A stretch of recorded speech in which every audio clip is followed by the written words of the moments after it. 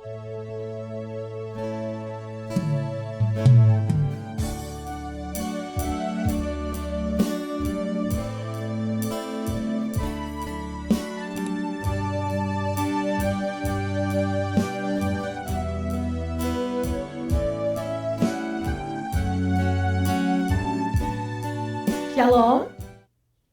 Selamat siang Bapak Ibu Saudara-saudari yang terkasih. Kita bertemu lagi dan hari ini adalah hari yang luar biasa. Mari kita bersama-sama kembali masuk dalam doa. Bapa dalam surga, kami bersyukur karena Engkau sudah mengalahkan maut. Dan kami percaya maut tidak berkuasa lagi atas hidup setiap umat-Mu. Dan kami menjadi orang yang merdeka karena Engkau sudah bangkit dari kematian dan Engkau membebaskan setiap kami. Engkau mengampuni segala salah dosa kami. Terima kasih Tuhan Yesus. Saatnya kami mau lebih belajar lagi untuk lebih mengenal Engkau sungguh-sungguh dan melakukan akan firman-Mu.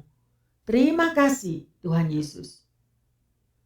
Di dalam nama-Mu, nama di atas segala nama, nama Tuhan Yesus, kami berdoa.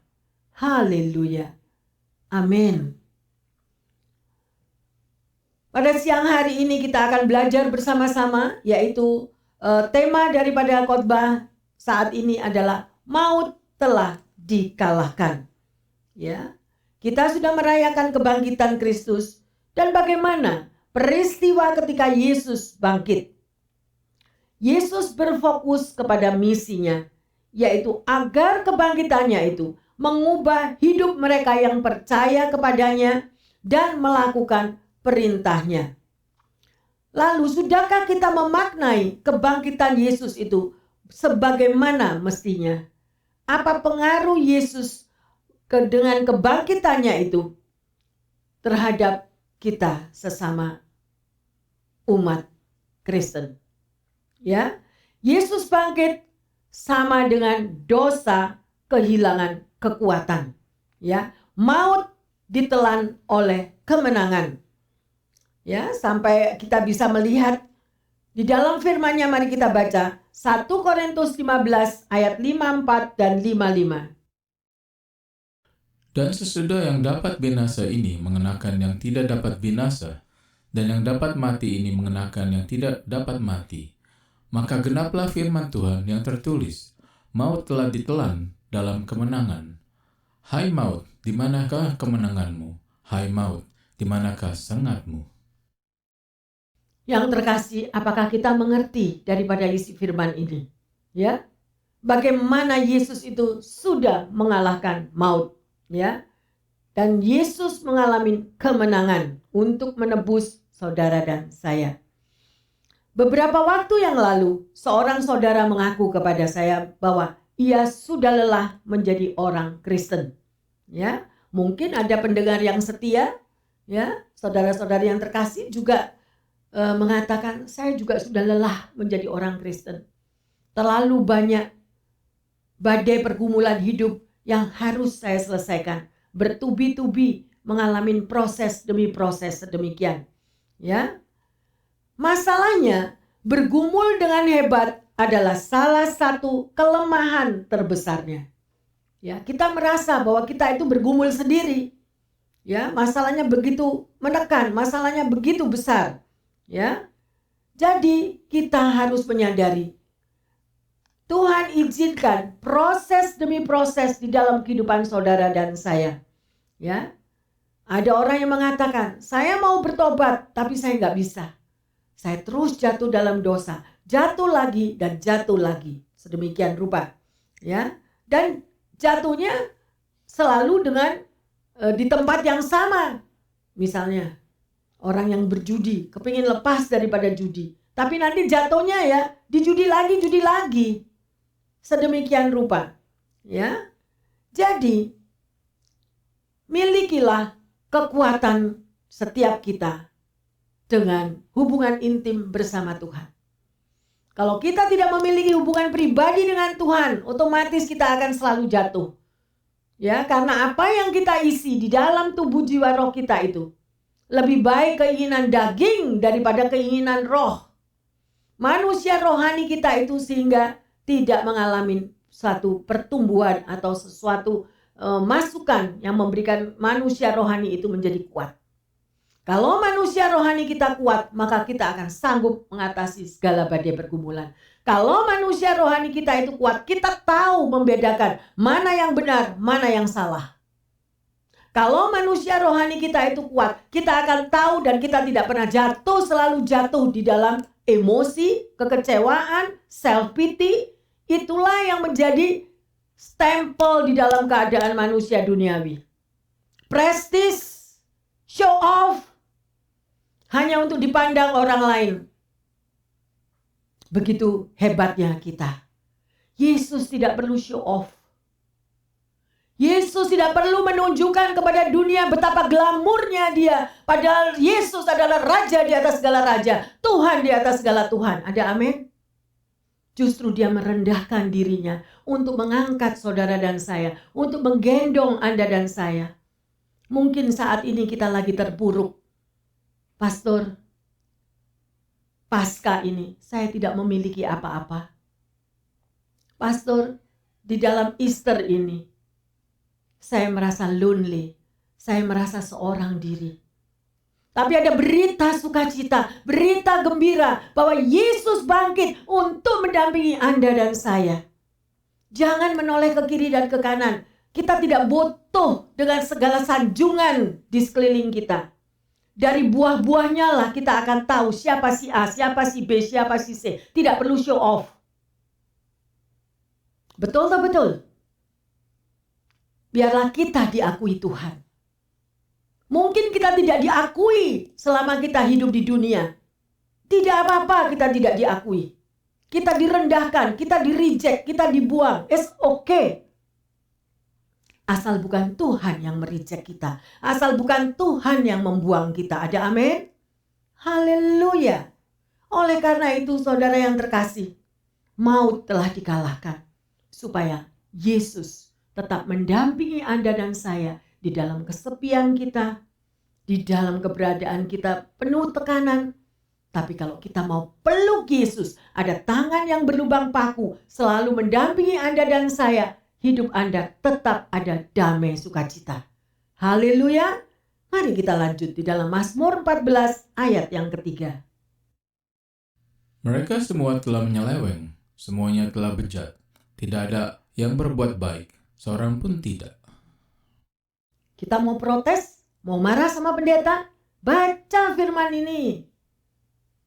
Ya, terlalu banyak sesama kita yang mengaku anak Tuhan, tetapi begitu menghakimi orang lain sedemikian rupa. Ini adalah firman yang mengatakan, kita mau membela diri di mana? Sebelum Anda dan saya lahir, firman ini sudah ada. Mereka semua telah menyeleweng, semuanya telah bejat. Tidak ada yang berbuat baik, seorang pun tidak. Sekalipun pendeta, kita juga penuh kekurangan. Tetapi kalau kita menyampaikan firman, pasti yang mendengar akan marah. Ya, kalau mau marah, silakan marah sama Tuhan. Karena firman ini semua diberikan oleh Tuhan sebagai peringatan akan kita, agar kita ini berbalik. Mencontoh daripada Yesus yang hidupnya dengan kerendahan hati. Ya, haleluya. Paulus sendiri menyatakan bahwa dirinya adalah manusia celaka. Karena apa yang ada di dalam tubuh, di dalam pikiran, dan hati kita, semuanya mendatangkan celaka. Jadi memang kita tidak bisa berubah dan tidak dapat mengalahkan dosa dengan kekuatan kita sendiri. Kita butuh Yesus. Ya, ingatlah ketika Yesus wafat, Dia ikut menyalibkan dan menghapus dosa-dosa saudara dan saya. Ya, bagi mereka yang bertobat. Ya, dan dengan bangkit Yesus juga membuktikan bahwa Dia lebih berkuasa dari dosa. Sungguh luar biasa, amin. Ya, Yesus lebih berkuasa atas dosa. Oleh karena itu datanglah kepadanya. Memang hidup saudara dan saya dikelilingi oleh serigala. Dan seringkali kita terkecoh.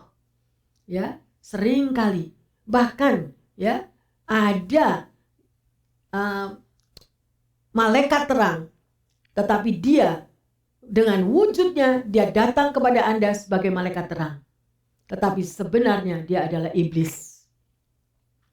Ada iblis yang menyamar sebagai malaikat terang di dalam hidupmu dan hidupku. Oleh karena itu berhati-hatilah.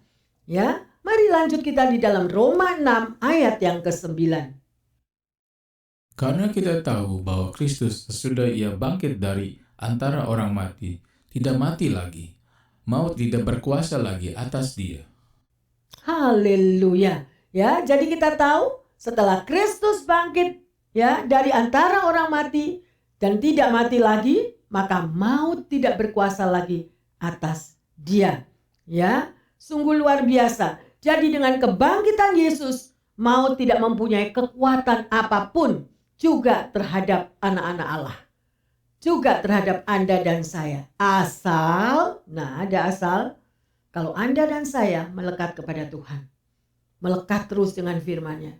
Kalau kita tidak melekat dengan firman dan tidak melekat kepada Tuhan, kita pun akan terpeleset. Kita pun akan jatuh di dalam pencobaan. Ya, sedemikian rupa. Yakinlah bahwa Anda dan saya bisa menang melawan dosa. Ada amin? Ya, kita bisa menang. Seburuk dan seberat apapun beban pergumulan Anda, kuasa dosa atas hidup Anda dan saya telah dikalahkan oleh Allah ya pada waktu Yesus bangkit. Imani, resapi, meteraikan di dalam hati setiap kita.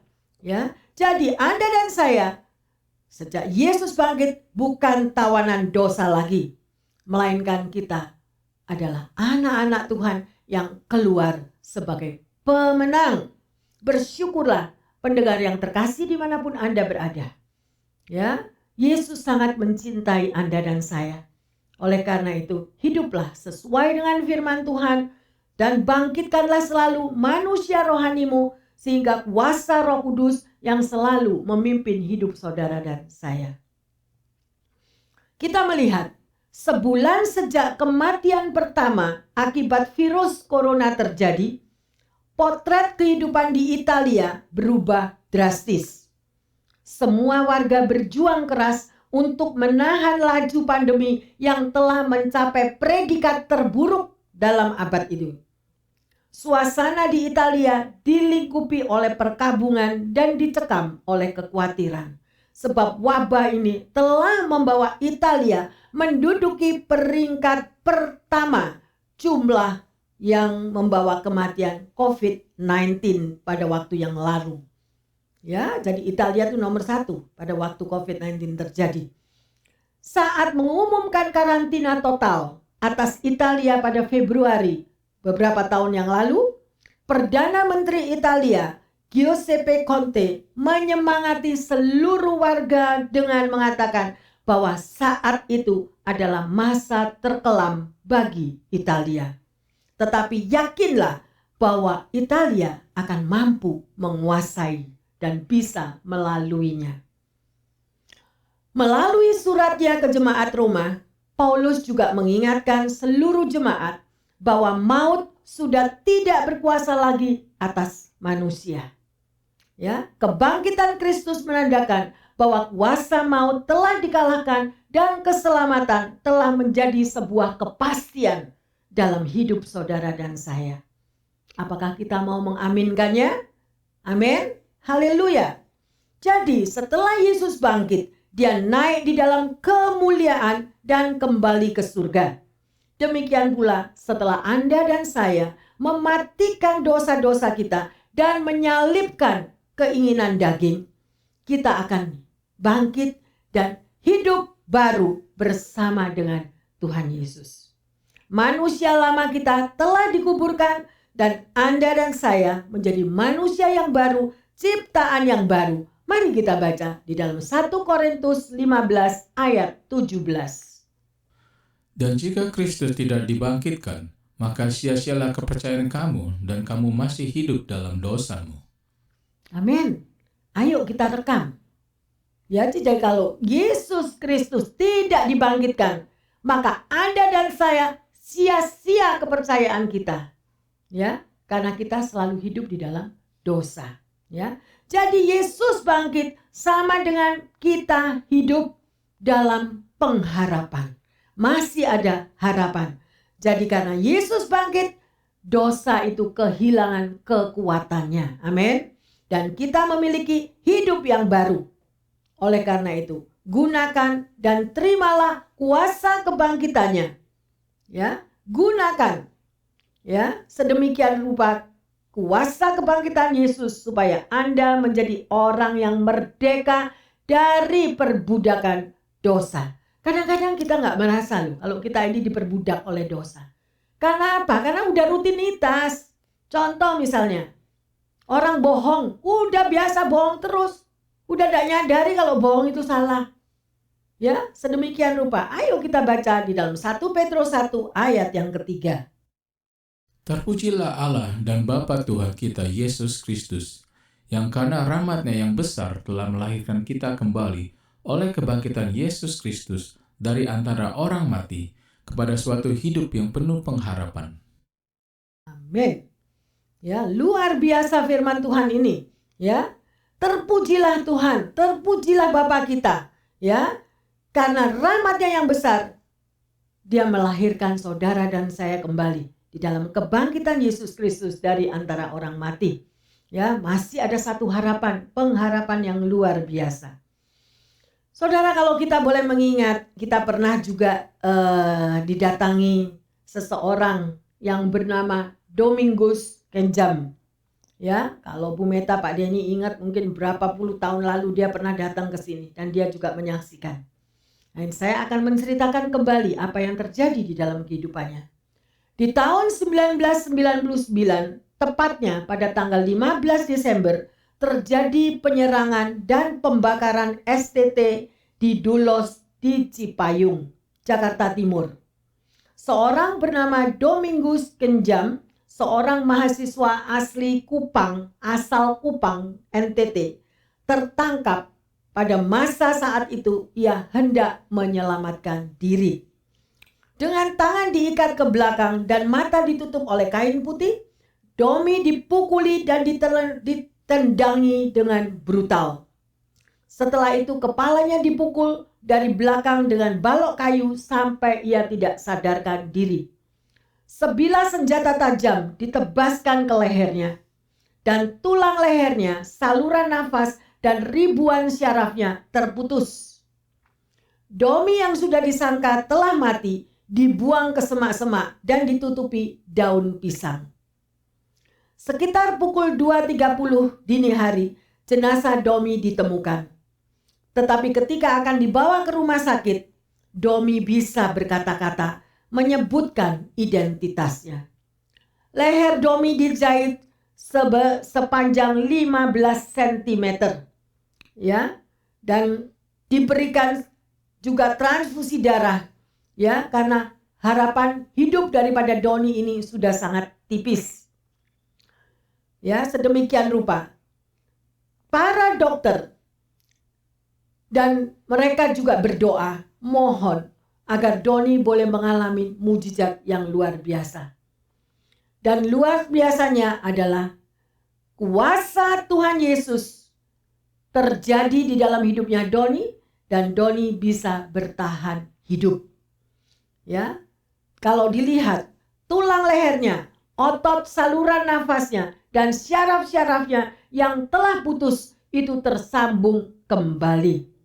Ya, dan itu saya merasa dan juga para dokter merasa itu bukan tangan dokter yang bekerja, tetapi tangan Tuhan Yesus sendiri yang menangani Domingus. Ya, dan Domingus sembuh sempurna, tanpa cacat, kecuali bekas jahitan sepanjang 15 cm di lehernya.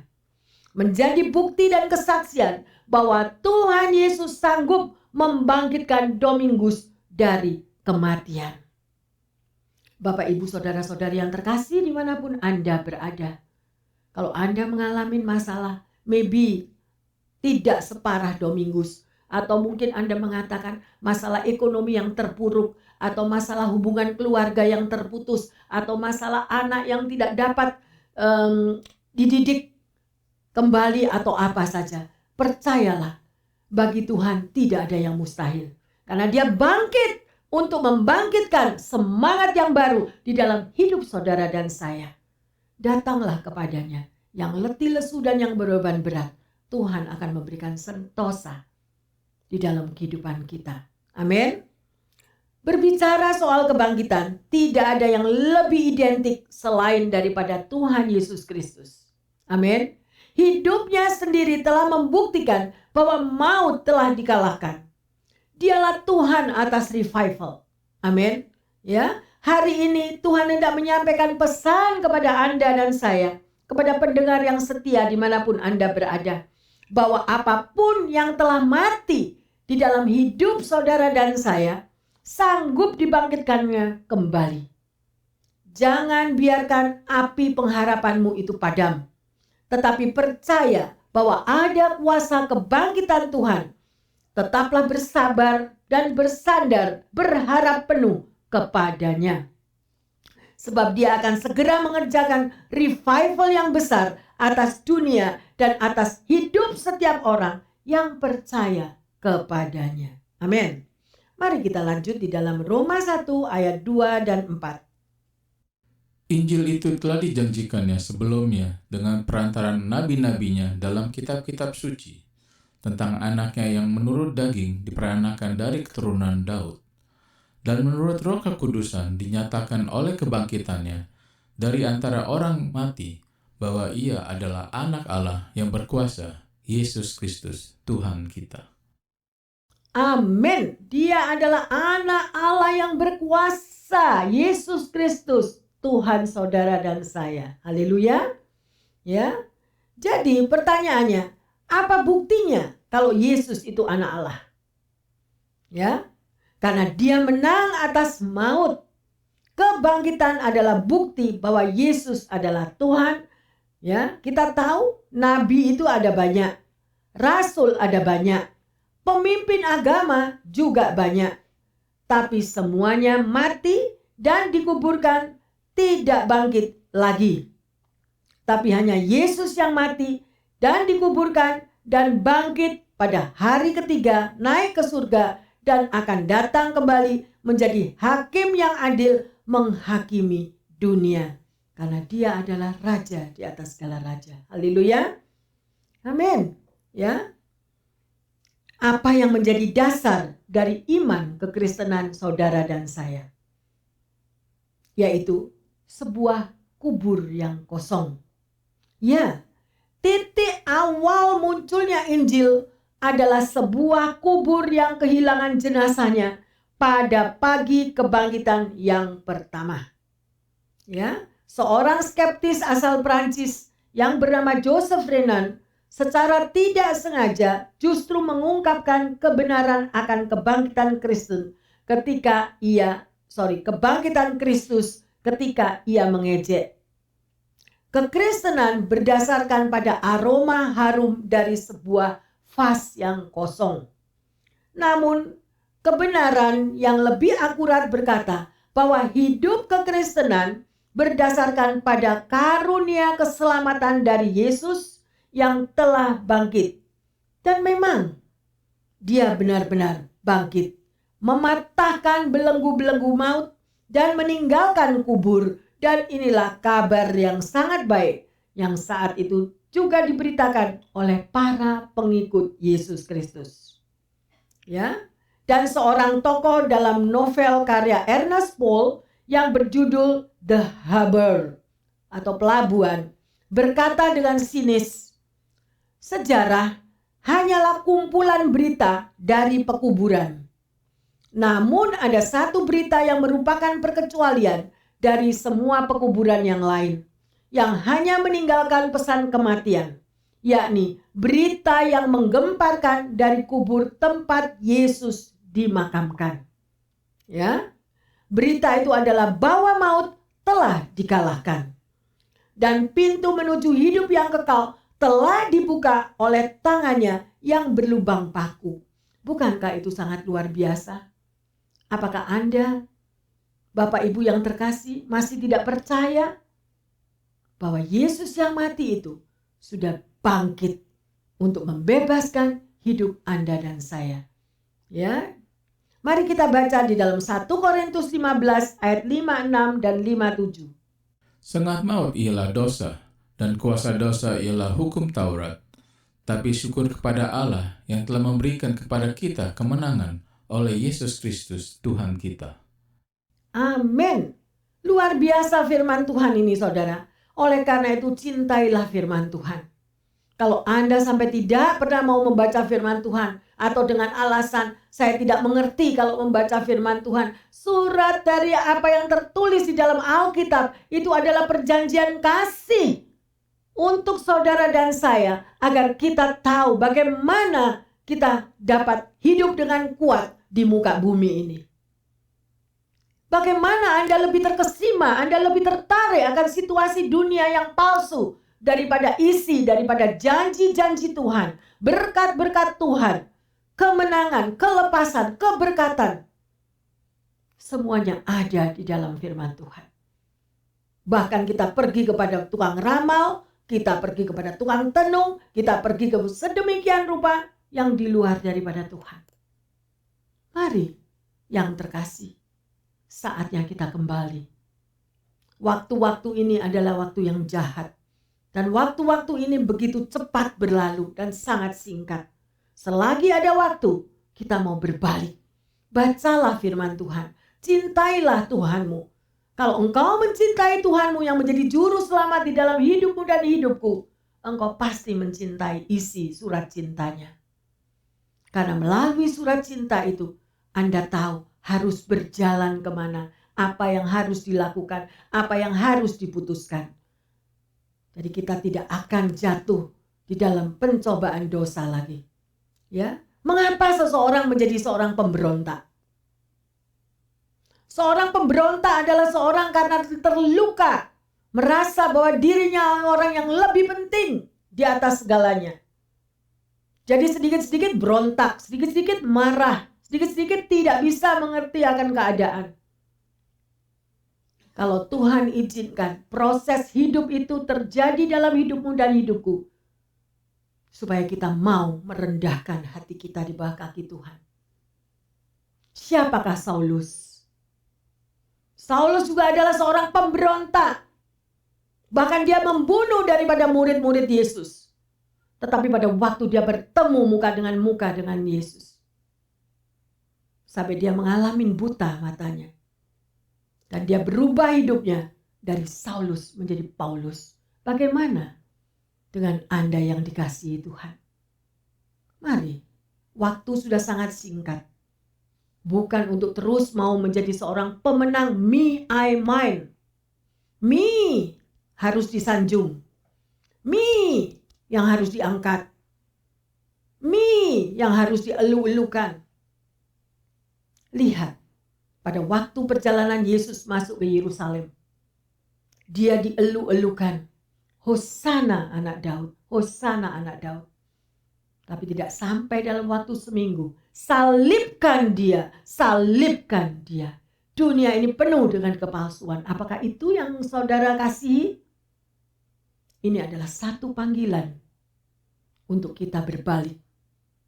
Jalan kita bukanlah jalan di dunia ini. Kalau Anda dan saya masih ada di muka bumi ini, adalah Anda untuk berjalan sesuai dengan firman Tuhan. Bukan sesuai dengan mauku, bukan sesuai supaya aku dipuji, disanjung. Bukan itu semuanya. Itu adalah keinginan daging, kenikmatan daging. Persahabatan dengan dunia, permusuhan dengan Allah. Makanlah makanan rohani sekenyang-kenyangnya. Makanan jasmani yang kau nikmati setiap hari. Bahkan satu hari yang mungkin Anda bisa makan 24 kali.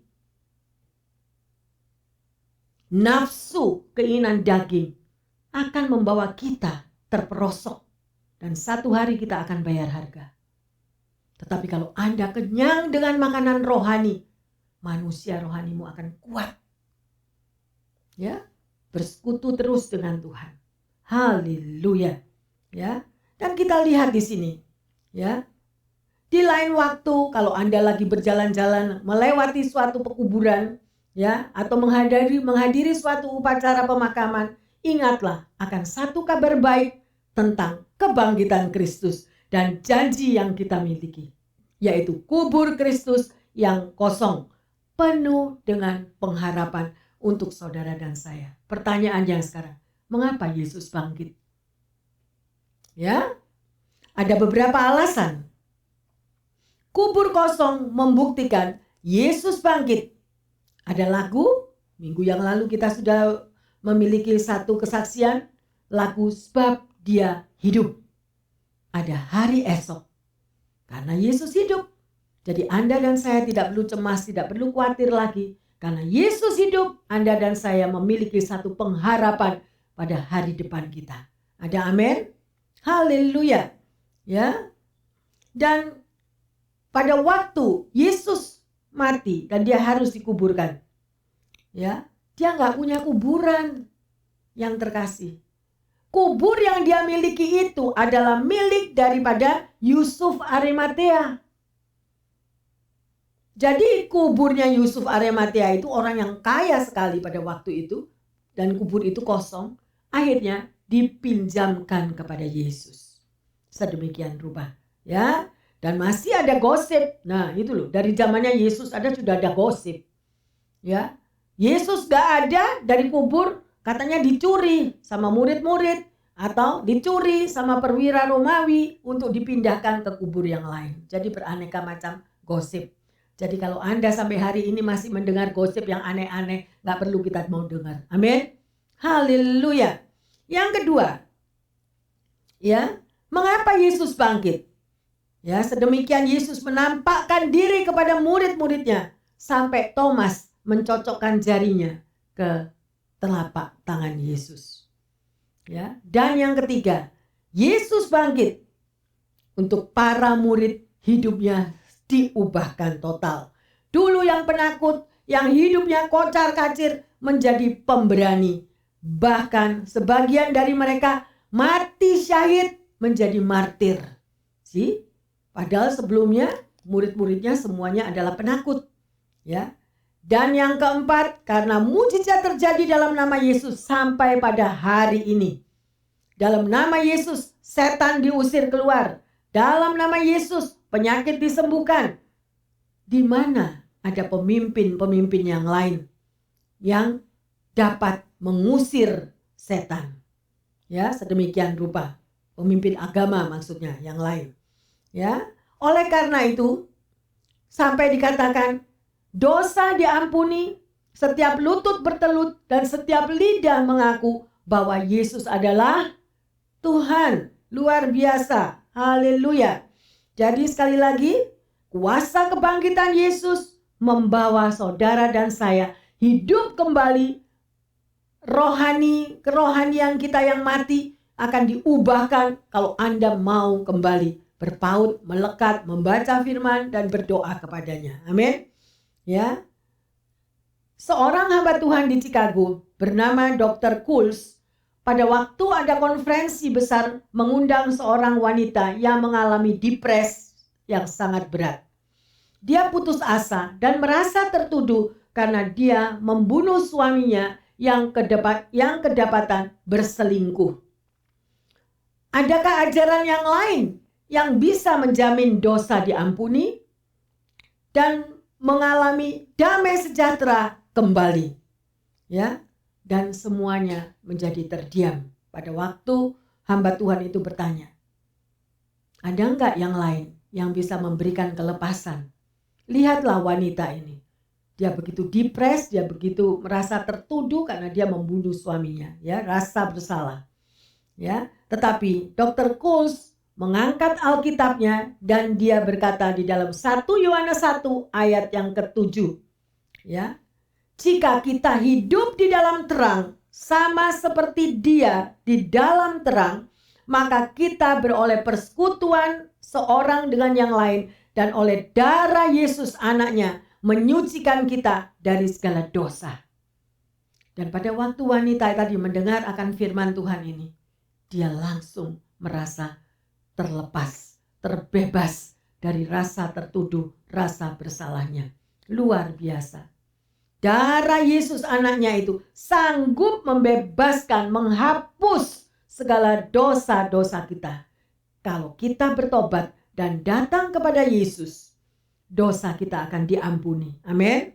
Kita bebas dan mengalami sukacita kembali. Dan itu hanya ada di dalam Injil Yesus Kristus. Ya. Yesus telah melunasi hutang dosa kita. Ya. Dan Yesus berkata, semuanya sudah selesai. It is finished. Ya, semua ditanggung oleh Dia. Dan itu hanya dikerjakan oleh Yesus. Sangat luar biasa. Asal syaratnya Anda dan saya mau bertobat dan berbalik dari manusia lama, ya, pada manusia yang baru. Seorang pendeta bernama Hudson Taylor bertanya kepada seorang anak muda, apakah engkau sudah lama menjadi orang Kristen? Belum, Pak Pendeta, baru 3 bulan. Dia bilang, berapa jiwa yang sudah engkau menangkan? Ya, belum ada, Pak Pendeta. Kan masih belajar, saya belum tahu. Gitu. Hudson Taylor berkata, kalau engkau menyalakan sebuah lilin, kapan lilin itu menyala? Demikian juga pertanyaan saya kepada Anda semuanya. Pada waktu kita menyalakan lilin, kapan lilin itu menyala? Ya, seketika, setengahnya, atau hampir habis. Jawab anak muda itu, seketika, Pak Pendeta. Demikian juga ketika hidupmu menerima Yesus sebagai Tuhan dan Juru Selamat di dalam hidupmu, ya, engkau harus menjadi terang dan saksi Kristus seketika itu juga. Karena pada waktu itu sinar itu menyala di dalam diri kita. Tetapi kalau kita menjadi orang Kristen lelet, ya lilinnya sudah tidak tahu kemana habis. Api daripada lilin itu sudah mati. Benar nggak benar? Jadi pada waktu Anda berapi-api menerima Yesus dan Tuhan sebagai Juru Selamat pribadi, itulah waktunya kita menjadi saksi Kristus. Kita menjadi berkat, menjadi terang, menjadi garam bagi sesama kita. Nah makanya sekarang Anda udah jadi Kristen berapa tahun?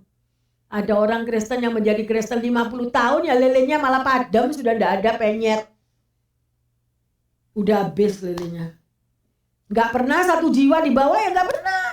Lah habis apa yang mau dinyalakan? Wong dirinya sendiri gak ada apinya. Dirinya sendiri berdoa kapan? Baca firman Tuhan kapan? Ketemu Tuhan lagi kapan? Oleh karena itu kita mau direstorasi saat ini. Ada amin? Tuhan tidak pernah terlambat. Ayo balik lagi kita kepada Tuhan. Nyalakan apimu dengan api Roh Kudus yang sungguh luar biasa. Ya, sedemikian itu adalah tugas kita sebagai anak Tuhan. Mempertemukan orang yang belum tahu siapa Tuhan. Ya, maut telah dikalahkan dan hidup adalah kesempatan untuk bertemu dengan Tuhan Yesus. Ya, mari kita lihat. Dan sebagai ayat emas kita baca di dalam Kisah 2 ayat 42 sampai 46. Mereka bertekun dalam pengajaran rasul-rasul dan dalam persekutuan, dan mereka selalu berkumpul untuk memecahkan roti dan berdoa. Maka ketakutanlah mereka semua. Sedangkan rasul-rasul itu mengadak banyak mujizat dan tanda, dan semua orang yang telah menjadi percaya tetap bersatu, dan segala kepunyaan mereka adalah kepunyaan bersama. Dan selalu ada dari mereka yang menjual harta miliknya, lalu membagi-bagikannya kepada semua orang sesuai dengan keperluan masing-masing. Dengan bertekun dan dengan sehati mereka berkumpul tiap-tiap hari dalam bait Allah. Mereka memecahkan roti di rumah masing-masing secara bergilir dan makan bersama-sama dengan gembira dan dengan tulus hati. inilah daripada jemaat yang mula-mula. Masih adakah ini di dalam kehidupan saudara dan saya? Masih adakah kita pertemuan pribadi sedemikian rupa, apa yang kita miliki kita bagi-bagi bersama-sama, kita makan bersama-sama? Ayo, kembalilah kepada firman Tuhan. Kalau Anda belum melakukan hal ini, berarti Anda tidak pernah baca firman Tuhan. Anda tidak tahu bagaimana kisah hidup para murid mula-mula. Ya, sedemikian rupa. Mari kita lihat, ya, siapakah Yusuf Arimatea? Dia yang meminjamkan kuburnya kepada Yesus pada waktu Yesus mati. Dan kuburan itu di tengah taman, di dalam kebun anggur yang dia persiapkan buat kuburannya sendiri. Ya, karena dia adalah orang kaya. Dan pada waktu Yesus mati, Yusuf Arimatea datang ke penguasa. Dia datang bersama-sama dengan Nikodemus, minta agar diizinkan menguburkan Yesus di mana. Mari yang terkasih, dengarkan cerita ini sungguh-sungguh. Ada hikmat yang luar biasa. Siapakah Yusuf Arimatea itu? Ya. Dan di tempat kuburnya yang bagus, disitulah Yesus dimakamkan. Ya. Tetapi pertanyaannya, di manakah Yusuf Arimatea ketika dia meninggal, ketika dia mati, dia dikuburkan? Ya, di daerah kecil, di sebuah tempat yang kumuh. Ya, banyak orang tidak suka ke sana karena tempatnya sangat kumuh. Ini adalah murid Yesus yang sejati. Kalau orang sudah bertemu Yesus secara pribadi, ya, dia akan memberikan yang terbaik bagi Tuhan. Tidak ada apa-apanya yang kita miliki. Ya. Tidak ada apa-apanya. Karena dia tahu siapa sang juru selamat yang sudah menebus hidupnya sampai di Kalvari. Dan itu adalah kasih yang sejati yang Yusuf Arimatea berikan kepada Yesus. Ya. Kasih yang terbaik, dia memberi yang terbaik. Dia tidak mengambil yang bagus bagi dirinya sendiri. Dia bisa. Wong kuburannya itu kosong kok. Setelah Yesus bangkit kan kuburnya Yusuf Arimatea kan kosong. Mestinya pada waktu Yusuf Arimatea mati, dia balik lagi ke kuburnya. Tetapi apa yang dia katakan di sini? Ya. Dia katakan, aku merasa tidak layak dibaringkan di mana jenazah Yesus pernah dibaringkan. Sungguh luar biasa dia merendahkan dirinya. Sekalipun kubur itu sudah dikembalikan kepadanya, ya, aku tidak mau karena aku tidak layak. Bagian yang jelek adalah bagianku, tetapi yang terbaik bagi Tuhan. Percayalah bahwa Yusuf Arimatea tidak mendapatkan kuburan yang bagus, tetapi mendapatkan rumah yang indah di surga yang mulia. Anda percaya? Haleluya. Bagaimana dengan Anda dan saya? Selagi kita masih ada di dunia, me, I, mine, semua milikku, semua yang terbagus buat milikku. Jangan rumahku diinjak, entar rumahku kotor. Jangan ini milikku, karena aku mau kehidupan privasiku. Tapi lupa bahwa Yesus ada setiap hari, setiap saat. Yesus tidak melihat berapa miliar yang kita miliki, tetapi Yesus melihat hatimu dan hatiku. Maukah kita seperti Yusuf Arimatea, memberi yang terbaik untuk dia, yang dia sudah berkorban? BCF bukan tempat yang terbaik gedungnya, tetapi di sini Yesus ada. Bagi mereka yang melihat dan merasakan mujizat demi mujizat dinyatakan di tempat ini. Karena Yesus tidak melihat tempat, Yesus melihat hatimu dan hatiku. Hati yang mau berkorban.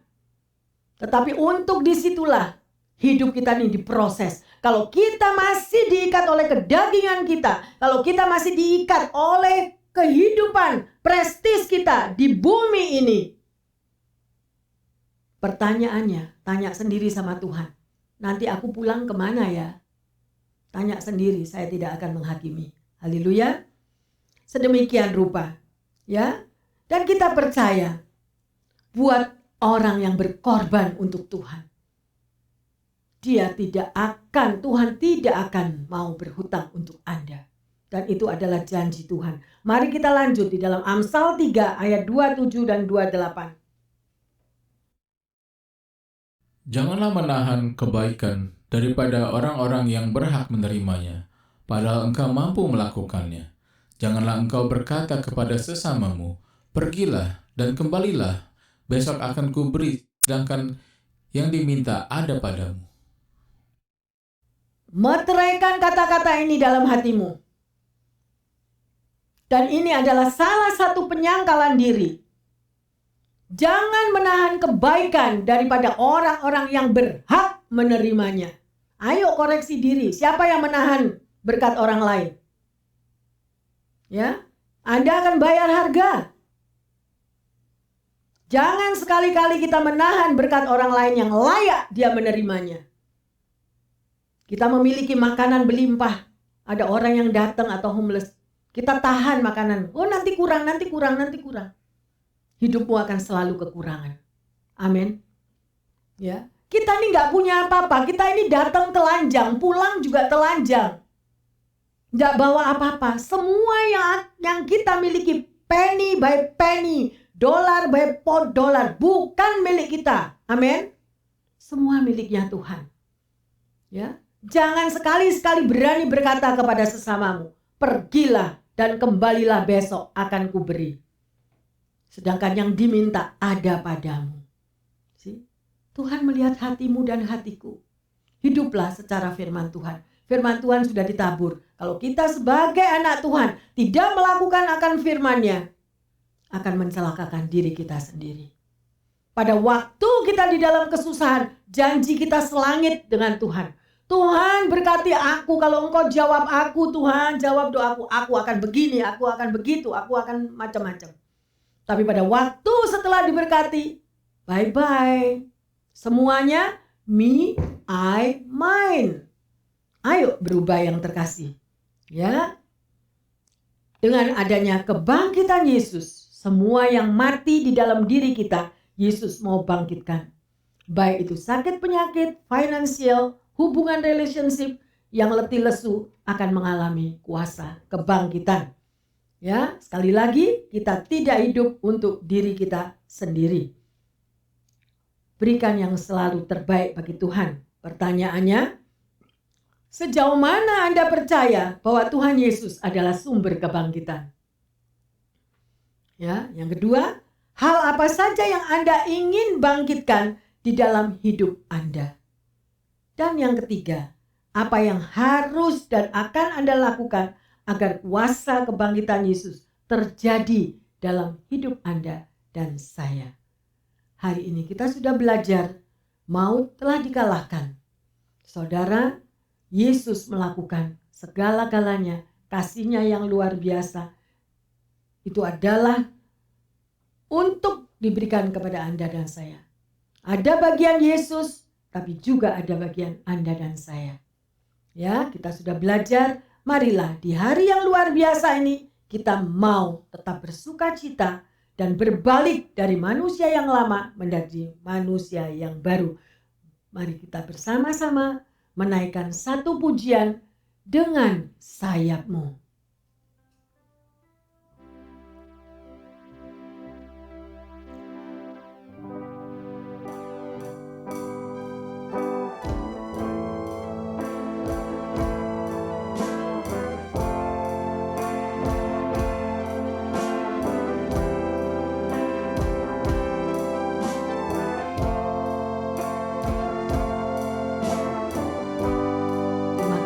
Tuhan, terima kasih. Mari kita menyembah Tuhan. Firman-Mu datang besertaku, maka membuat roh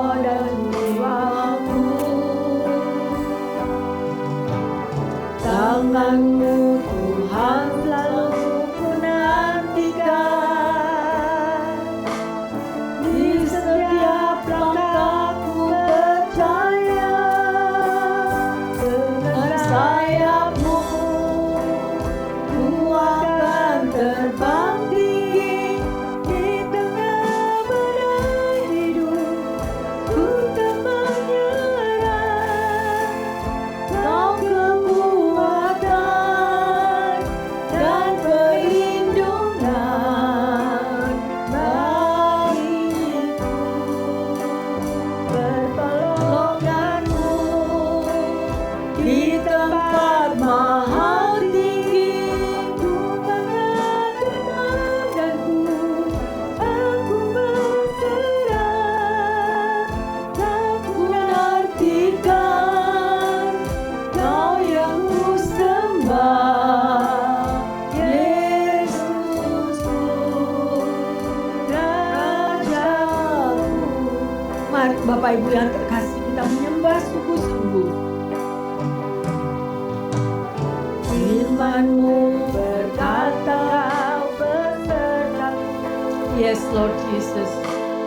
Maka kuat roh dan jiwaku. Amin. Tangan-Mu Tuhan selalu ku nantikan. Di setiap langkahku percaya, dengan sayapmu ku akan terbang tinggi. Di tengah badai hidup ku tak menyerah. Benar Tuhan, kami tidak akan menyerah ya Tuhan. Karena Engkau adalah kekuatanku, Engkau adalah perlindungan bagi kita semua. Terima kasih Tuhan, maut telah Kau kalahkan. Terima kasih Tuhan. Di tempat mahal tinggi ku mengatakan. Mari kita berserah kepada Tuhan. Dan lagu ini boleh menjadi doa bagi setiap kita. Kita mau tetap menantikan Tuhan. Kita mau tetap menyembahnya. Karena Yesus adalah Raja kita. Terima kasih Tuhan. Pertolonganku dengan sayapmu. Amin. Ku akan terbang tinggi di tengah badai hidup. Amin. Ku tak menyerah. Benar Tuhan, kami tidak akan menyerah. Karena Engkau beserta kami. Engkau memberi kekuatan baru Tuhan. Terima kasih Yesus. Yes Lord. Di tempat mahal tinggi ku mengangkat tanganku, aku berserah. Terima kasih Tuhan. Kami mau tetap menyembah-Mu Tuhan. Seumur hidup kami mau tetap melekat kepadamu. Terima kasih Yesus, terima kasih Yesus. Haleluya Yesus.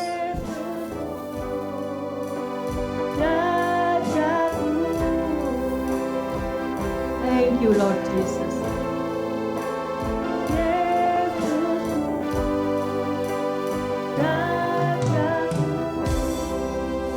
Haleluya.